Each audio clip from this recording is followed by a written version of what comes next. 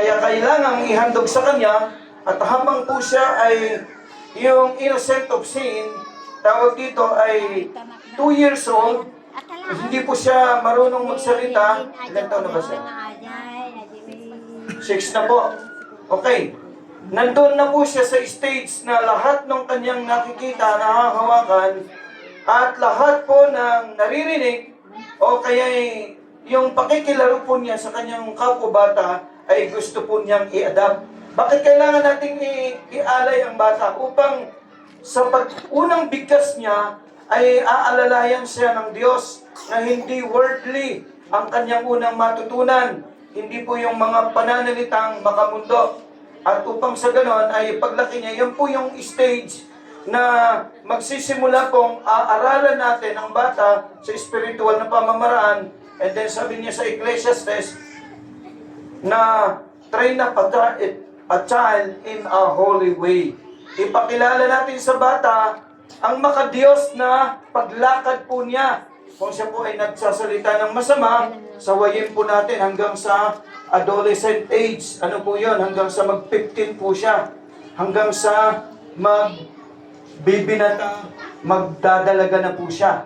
So sa ngayon ay ihahandog ninyo upang ang Diyos ang pupuno sa inyong mga kakulangan, financially, physically, spiritually, at financial na pangangailangan.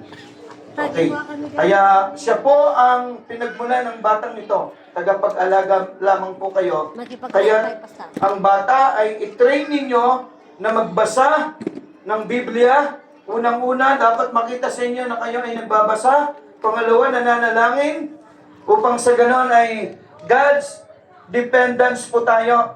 Bakit po tayo nananalangin? Upang makita ng mga bata na sila ay minomold natin na madalanginin sa Diyos. Pangatlo, kung gusto mong ang batang ito ay mamagpatawad, kailangan po sa inyong mag-asawa ay mamagpatawad. Sino po ang unang nagpapatawad?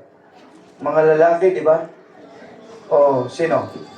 Yan. Kung gusto natin na magalang ang batang ito, dapat tayo ang naggagalangan. Kaya huwag tayong magsagutan pag nakaharap ang bata. Di ba?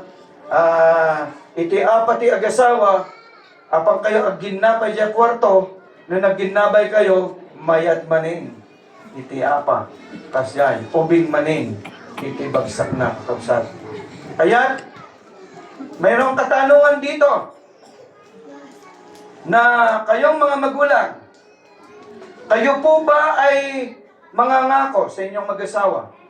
Kayo po ba ay mangangako na ipakita sa inyong buhay o sa tahanan bilang mga magulang na kayo ay nag-iibigan, magkaroon ng kapayapaan, magkaroon ng kasaganaan upang makita ng batang ito na lead of example kayo?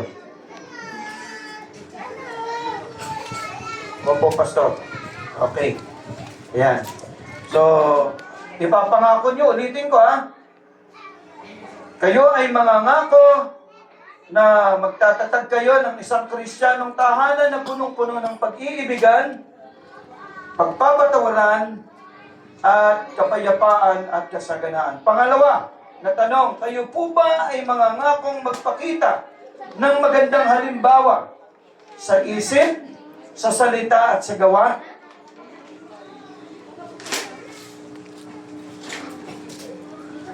Hawakan mo.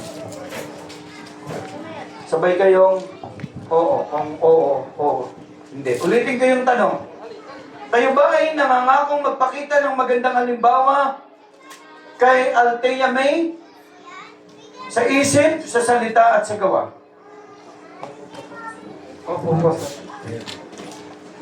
Opo, Padi, kung kunang Opo, Pastor. Okay. Thank you. Palakpakan natin. Okay, sa mga ninong at nina, ilang buwan ninyong pinili ang mga ninong? Mga ninong at ninang, pakitaas ang kamay. Ayan. Para naman